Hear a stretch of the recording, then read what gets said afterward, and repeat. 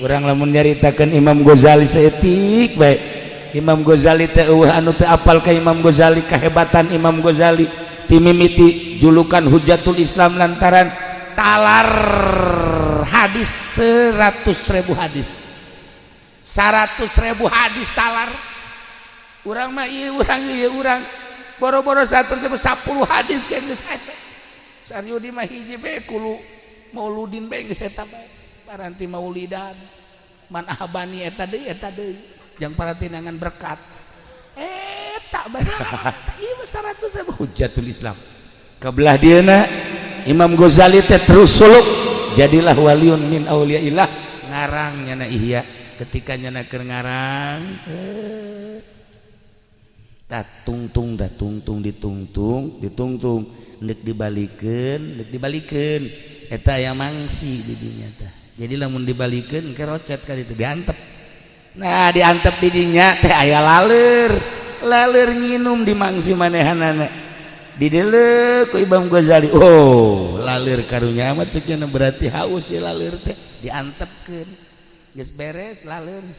naon ngaranna nginum nyot mangsi karek dibalikeun kesimpulanana di akhirat nyana ditimbang amal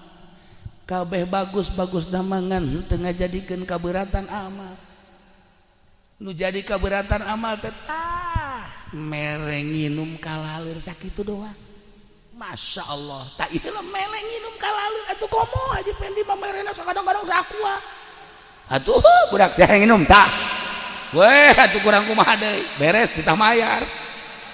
teu mah lain mere tah pokos kitu mah tah ieu udah lamun daya bisul hapi deh bisul hapi eta diangkat jadi kutubda emang tina naon lain naon ibadah nama biasa hartina mah sarua jeung batur-batur kaistimewaan satu ketika nyana lempang barang lempang manggih kertas di jalan barang manggih kertas ditingali bismillah ya Allah ya Rabbi cek nyana ieu bismillah ditoler-toler dibawa ka imah dikumbah dibersihan aju diminyakan aju dimumole ditenden di luhur lamari Masya Allah ku ngagung-ngagungkeun anak kaban bismillah ditenden Masya Allah di akhirat ditimbang amal-amal nu sejen biasa bae pang berat-beratna ngamulyakeun ngamumulekana bismillah anu katoler-toler ku batu tanu batak urang teh ieu amal-amal urang ieu amal-amal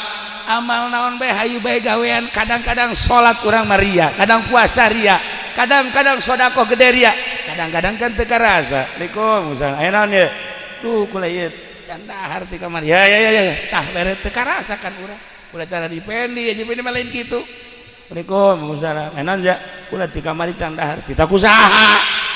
ye atuh lain dahar kitu boga cenah jang daharna neangan deh lama bloon mah kos kitu kan bere lain dinasehatan dicarekan tah teu karasa plek kadang-kadang nu 10 juta mah nu 50 juta bagus ngan aya unsur riaan tapi kan tah ka pamajikan ge pamajikan ngagereuyang naon yang ganti ieu ceuk ieu teh naon anting sabaraha gram eta nu aya mah ieu cenah aya 10 yang ganti 100 gram soek sia hayang kurang masih kene tah karasa ka pamajikan mangmelikeun anting teh kongkorong teh masih kene karasa kadang-kadang kan teu karasa pamajikan aya kombali tah neng tun teu bae mah nu kitu ieu mah keur tadi tah neng teu karasa kan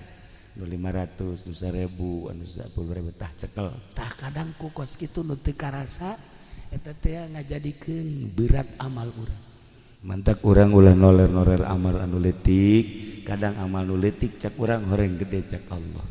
gitulah para jamaah kaum muslimin wal muslimat rahimakumullah jangan beratkeun timbangan cobalah urang ciptakeun diri urang amal anu bagus melalui jang urang ge sarua ciptakeun ku urang amal anu teu karasa sebab nu ku urang di naon kitu di aku-aku jeung dirasa-rasa kadang-kadang cak Allah mah teu sakumaha urang tahajud boga rasa tahajud duha boga rasa duha kadang-kadang teu sakumaha tapi urang salat anu teu karasa eta nu bakal tahajud bae tapi tadi aku eta bagus tahajud di aku bahasa ieu oh sia aing keur penting tahajud datang ka ieu bara rundas padahal mah henteu deui bundeureus mun tahajud bae mah henteu ajung aku pan eta mah bahaya jasad ngabohong ngaranna. Nah ilah para jamaah kaum muslimin wal muslimat rahimakumullah ulama ngan sakadar kieu hiji urang beramal sanajan leutik tapi ikhlas ulah di aku popohokeun. Nomor kedua ibu jeung bapa manggeus karolot anak pasantren-pasantrenkeun saha nu nyaho anak bisa ngaji ibu bapa engke kajait kabawa ku anak ibuna engke geus aya di jero kubur geus jadi tulang belulang bapa geus jadi tulang belulang anak bisa ngaji kemudian nyana salat nyana puasa nyana zakat nyana bagahan ngaji henteu kudu dihadiahkeun ka ibu geus ngocor ti heula masyaallah karim untung amat boga anak salat boga anak puasa boga anak ngaji henteu kudu ila ruhi abi teu kudu sebab naon bapa jeung ibu ngajadikeun sebab kana ayana anak salat ibu geus meunang ganjaran bae anak puasa ibu jeung bapa geus meunang ganjaran bae anak ngaji ibu jeung bapa geus meunang ganjaran bae ibu geus di jero kubur anakna salat ngocor ka ibu ti heula untung amat pohara mun teu percaya paeh ge ti heula tadina muriang tadi setengah jam ka dieu sageus tadi kula sabarna muriang mantak sadatangna ngaji kumaha naon ge cari teu boga pikiran setengah jam endek geusan setengah jam kuari cager lain nu geulis anu geulis itu si masuk asa-kasia mah tolol nah ieu mun dibejakeun lain mulai ya rahasia ieu cager terus terang bae setengah jam ditadik bae cager ieu aya dedeleuan maneh di dieu mantak ieu aya jelema luhur hadir tah datang ka dieu kaget lain datang ka dieu nyana kieu oh tadi kan kula kieu tah mun kadeuleun mah nu hadir di dieu ahli di dieu ahli santri cek nyana ieu langsung cager dan mantek tadina mah bingung iku lagi boga sora kuari mah sehat nanti tadi geus demikiran bae sadatang lah ini kumaha ge ieu mah sora geus sajadina jeung sadatang ai setengah jam ka dieu tah setengah jam ti kuari ka tukang aya nu datang dulur cek nyana dulur ka dieu tah lewat dieu ka dieu tah lewat ka dieu baju putihnya si masuk ka hayang nyaho bae goblok ayo teu nyaho cicing tah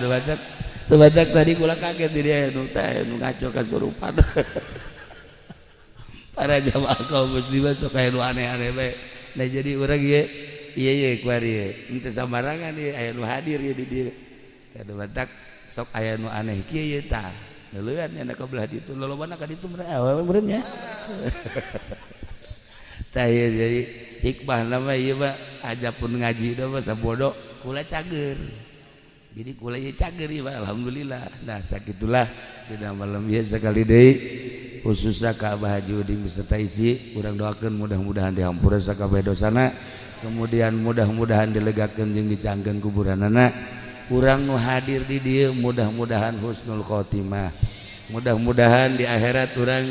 babarengan jeung ahli Allah Subhanahu wa taala di bawah bendera Kangjeng Nabi urang Kangjeng Nabi Muhammad sallallahu alaihi wasallam Allahumma shalli wa sallim ala sayidina Muhammadin fil awwalin wal akhirin wa barik wa sallim wa radhiyallahu ta'ala an sadatina ashabi sayidina Rasulillah ajma'in Allahumma arham ummata sayidina Muhammad Allahumma ajbur ummata sayidina Muhammad Allahumma aslih ummata sayidina Muhammad Allahumma farrijan ummati sayidina Muhammadin sallallahu alaihi wasallam Allahumma anfa'na bima 'allamtana wa 'allimna ma yanfa'una wa zidna ilman wa yaqinan wa zidna ilman wa yaqinan wa zidna ilman wa yaqinan walhamdulillahi ala kulli hal wa na'udzu billahi min kulli hali ahli an-nar rabbana taqabbal minna innaka antas samiul alim wa tub alaina innaka antat tawwabur rahim wa sallallahu ala sayyidina Muhammad wa ala alihi wa sahbihi wa sallam subhana rabbika rabbil izzati amma yasifun wa salamun alal mursalin alhamdulillahi rabbil alamin wallahu al-muwaffiq ila aqwamit thariq wassalamu alaikum warahmatullahi wabarakatuh.